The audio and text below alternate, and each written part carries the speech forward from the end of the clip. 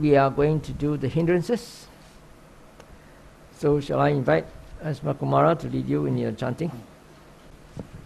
Page 56, Nivarana Pabba. Karancha bhikkhave bhikkhu dhammesu dhammanupassi viharati.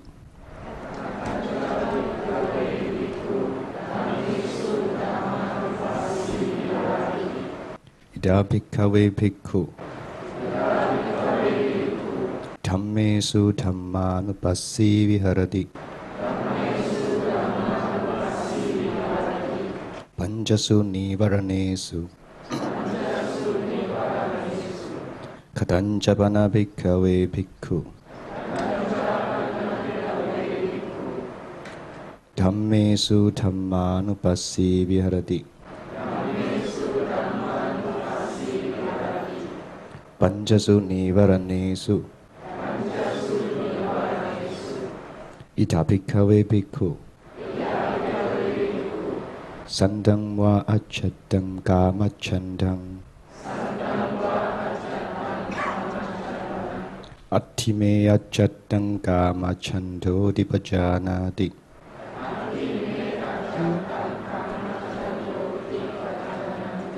Asandang wa achattam kamachandang Nattime achattam kamachando dipajanati.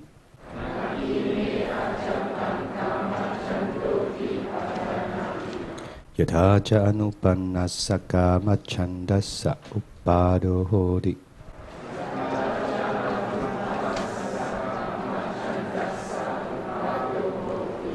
Tanjapajanati. Yatha ca uppannassa kamachandassa pahanang hodi.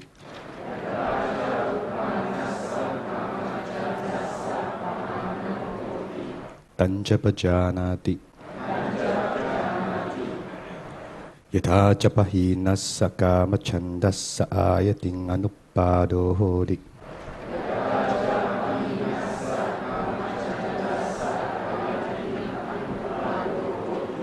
Tanjapajanati. Santang wa achatang vyapadang Attime achatang vyapado dipajanati.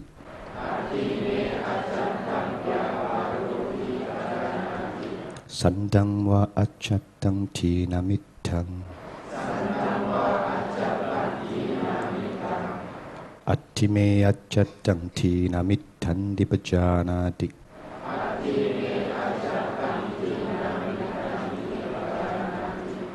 Sandang wa achatang udacca kukkuccang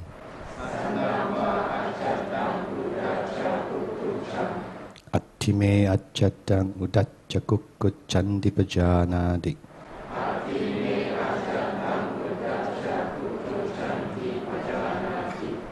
Sandang wa achatang vijikicchang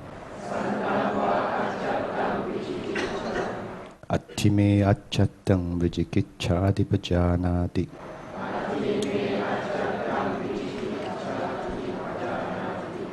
Asandang wa achatang vijikicchang Nattime achatang vijikiccha dipajanati.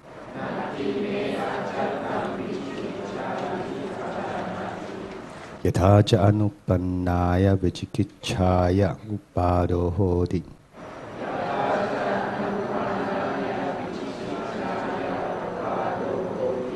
Tanjapajanati. Yatha ca uppannaya vijikicchaya pahanang hodi.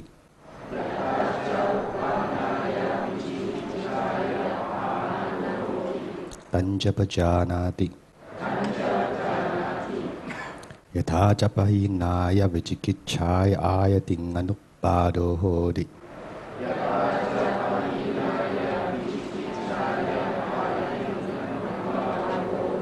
Tanjapajanati. Iti achatang va dhammesu dhammanupassi viharati.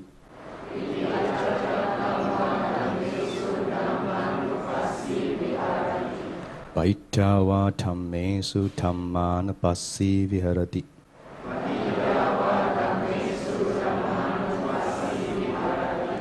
Ajjatta Bhaitava dhammesu dhammanupassi viharati.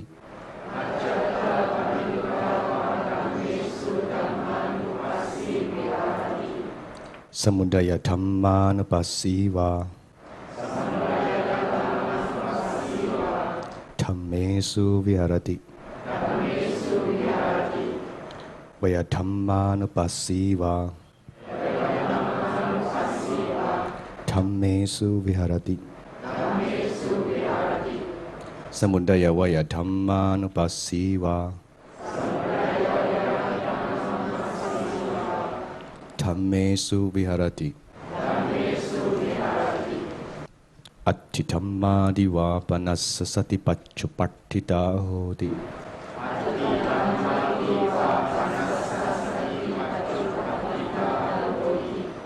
Yavadeva jnanamattaya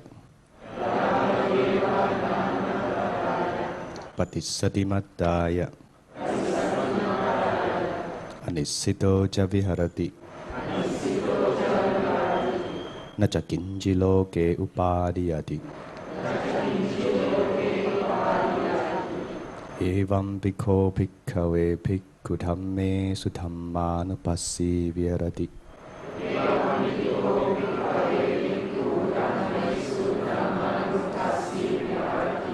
Panchasu nivaranesu nivarana pappang nittitang.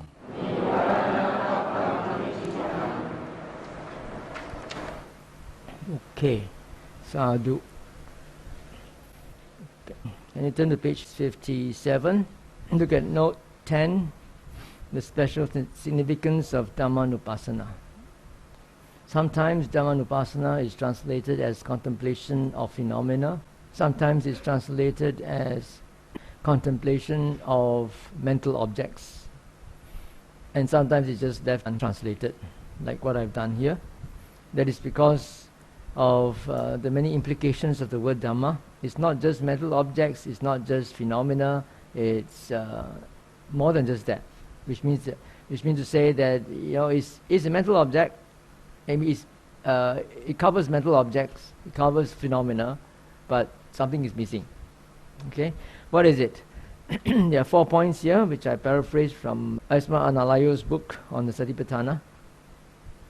First, there is contemplation of phenomena, because all the things that are the subject of contemplation here are various sort of natural phenomena.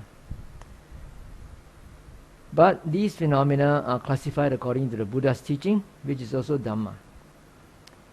And why do you do that? Why do you want to contemplate in this way? In order to understand the principles of conditionality, which is also Dhamma.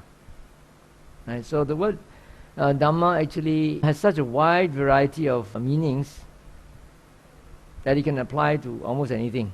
So you have to look very carefully at the context in which it is used. It's very much like the English word thing, T-H-I-N-G. So we are here contemplating things which are natural phenomena and things which have been classified according to the Buddha's teachings in order to understand the thing of conditionality. Okay? And in the end, if you contemplate the Dhamma in this way, then you will arrive at the final goal, which means realization of the highest Dhamma, which is Nibbana. Right? So there are many implications in the usage of the word Dhamma. Now let's look at the 5 hindrances, and the structure of this whole Dhammanupassana section is quite different from that of the earlier sections. In the earlier sections, in the text proper, nothing is mentioned about looking at the causes and conditions. Although this is found in the refrain, in Dhammanupassana, these are all incorporated into the main text. Right? Not only do you identify the Dhamma, the phenomena, but you deliberately look at the causes and conditions for its arising and its abandoning, and how to prevent it from arising again in the future. This begs the question, if this is already found in the main text, why do we still need the refrain? Right? Because refrain becomes redundant, isn't it? Refrain asks you to look at the nature of arising and vanishing when it's already covered in the main text. Yeah, so this is also another question that you should put in at the back of your mind. And also the starting of Dhammanupassana section is very different from the others. Yeah, if you look at the starting, it says, and how amongst does the monk dwell contemplating Dhammas in Dhammas? And instead of going straight to the hindrances, it comes off with an additional line. Here amongst a monk dwells contemplating Dhammas in terms of the 5 hindrances, and so forth. If you compare with Kayanupassana, page 16, yeah, Katancha bhikkhave bhikkhu kaye kayanupassi viharati, yeah, then it goes on straight to Ida bhikkhave bhikkhu aranya gatowa, and so forth. And how monks does the monk dwell contemplating the body in the body? Here amongst the monk goes to the forest, etc., etc. He sits down, establish mindfulness before him. All right? And then you look at the next exercise on postures, page 22. He starts off by saying, again monks, a monk when walking knows I'm walking. And then the next session he says, again monks, But this the structure in Dhammanupassana is very different. Why is the structure not the same? Why not go straight to the hindrances, and then in the next section it's asking the question again. If you look at page 62, how monks does the monk dwell contemplating Dhammas in terms of the 5 aggregates subject to clinging? Right? So this is one of the things that the modern scholars have pointed out. There's some inconsistency in the structure of the way this sutta is phrased. Okay, now let's talk about the hindrances. You will also see here that the I is still there. There is sensual desire in me, right? The I is still there, and it is not. I think I pointed this out the other day. It is not impersonal in nature. There's still the sense of I given in the instructions in observing the hindrances, and also in other exercises in Dhammanupassana. Now let's explain more about the hindrances. The first one is called sensual desire. What is sensual desire? Sensual desire is whatever desire that one has for pleasures that can arise out of the 5 senses. What you see, hear, smell, taste, and feel with the body. In the course of a meditation, this is very obvious, because when you come for meditation, you have temporarily put aside all your worldly pleasures. You come to a meditation center, and you have to sleep in a room, together with other people, dormitory, and then people are snoring away, and then the place is so warm. So, all these things can also give rise to sensual desire, in the course of a meditation. Maybe you are meditating and then you're not so fresh after an interrupted sleep at night. Yeah, then the mind will start to think, oh, why did I come? Why didn't I stay back home? I could have meditated better back home, aircon, nobody's disturbing me. And here, people are snoring next to me, and then going up the double-decker bed and creaking away. How to sleep? So, a lot of these hindrances can arise. So whatever desire you have for sensual comfort, that is a hindrance. All right? That's the first one. And then the second is about ill will.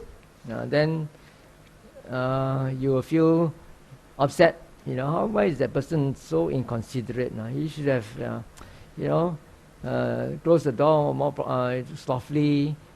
When you want to move out of the bed, should not creak so much, but stop beyond his control actually. So all these things are happening in your mind. Any sort of ill will or displeasure in your mind regarding what is happening right now, or even about past incidents that could crop up in your mind.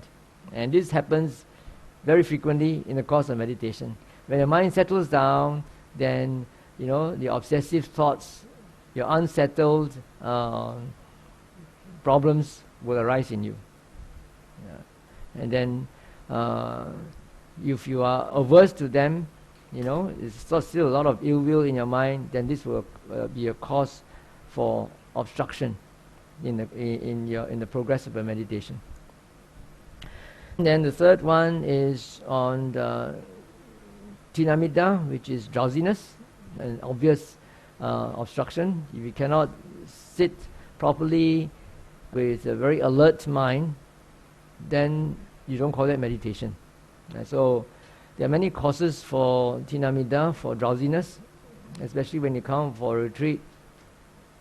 That's because you have a certain change of your lifestyle, certain change of an environment, and so all these things can arise. Then uddaca kukucca, which is restlessness and remorse. Restlessness could mean your mind refuses to just settle down. It just gets very easily distracted by current or present sensory perception, or even random thoughts. Just come and go, refusing to settle down. But if you are doing vipassana, it's okay. Random thoughts that come and go are not as bad as obsessive thoughts. Because they come and go, and all you need to do is to sit back and look at them coming and going, which is also a manifestation of impermanence. Right? Why must you be so selective? You want to see only the rising and falling of the abdomen, or you want to see only the rising and falling of your breath, but you don't want to see the rising and falling of your thoughts. When you have such a preference, that's where your suffering comes in. I want to calm the mind. Meditation is supposed to be calmness, tranquility, peace, no thinking. All these thoughts, why they come and disturb me? So when you have such an aversion, you're actually feeding all those restless thoughts, and they will become even more. If you are just able to accept them, first of all, you accept them theoretically. All thoughts are just thoughts. They are just nature. It's part of the mind. It's a job of the mind to think, and it's due to causes and conditions which are currently beyond my control. So all I need to do is to step back and look at them come and go. So if you are able to have that sort of right attitude, then restlessness does not pose a problem to you. And very soon your mind will settle down, because you are able to accept them instead of fighting them. The other one is kukucca, which is quite different from restlessness. Kukucca is remorse. I feel that remorse actually is a good thing, because it tells you that you have done something wrong. Right? You acknowledge that you have done something wrong. But then right and wrong is also relative. If you have the wrong perception of how things should be, and then you have remorse, that could also be unfounded. So assuming that you have right perception, assuming that your values are correct, and you have remorse, is a good thing. Because number one, you acknowledge that you had done something wrong. Secondly, you should try to redeem yourself, redress the mistake. Right, the second R. The third R is to resolve that such a thing will not happen again in future. And the fourth R is to refrain. Next time when such similar circumstances present themselves to you, then you have to refrain yourself, remind yourself, oh, that had happened in the past, that was the past experience, and I suffered so much due to remorse, now I'm not going to make it happen again. Right? So remorse is good, in the sense that it tells you that you have done something wrong. Secondly, you should try to redeem yourself. If you have wronged somebody, you should try to personally apologize. If you got too much conceit and too much pride, you can't do it, try to do it mentally. At least something better than nothing. Some people, they do it in front of the Buddha. Also, as long as it works for you, it helps to, alleviate your suffering. And then you in many ways, you can think of how to redeem yourself. And then thirdly is to resolve yourself next time won't do again. And then finally is to restrain yourself when the situation, similar conditions and circumstances present themselves. Next one is on doubts. Yeah, doubts are plenty. When you meditate, there's always doubt about yourself. Maybe I haven't got enough parami. Maybe I should start meditating and do more merits. Yeah. Maybe my teacher is not a good teacher. Maybe the method doesn't suit me. Maybe I should do more shopping, go around and try other methods. And maybe this meditation center is not too good for me, and so forth. A lot of things will come in your mind when you don't do well in your meditation. Yeah. So these are all the doubts that can plague you. And worst of all is when you are meditating and then you encounter some difficulties. How to proceed from here? Should I encourage this mental state or should I not? Like yesterday, one sister, Sister Buddhini, was asking, she was doing Anapana, and then when I asked her to switch to something else, she felt that, there was this attachment to want to maintain the peace and calmness of Anapana and not change the object. So what should we do? Should I maintain it? Shall I change?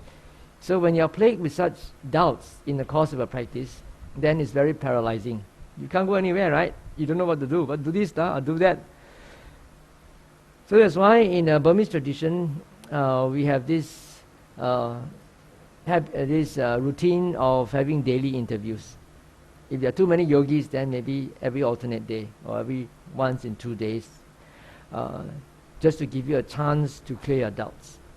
But in the Thai forest tradition, they don't pamper you. Yeah, you take your meditation subject from your teacher, and then you go off to the forest to meditate, away from your teacher, maybe for about 1 or 2 months. And in the course of a practice, if you have problems, you don't go running to your teacher yet. You try to solve it yourself first. Yeah, what's your own doubts? What's your own your problems and obstacles, and try to figure out how to do it. And finally, after 2 or 3 months, and you feel that it's not really within your ability to do so, then you can go and see the teacher. Yeah, so it's also very good, particularly if you are a renunciant and you have a lot of time. But I'm sure many of you cannot afford that time, isn't it? So, and especially nowadays, people want things fast.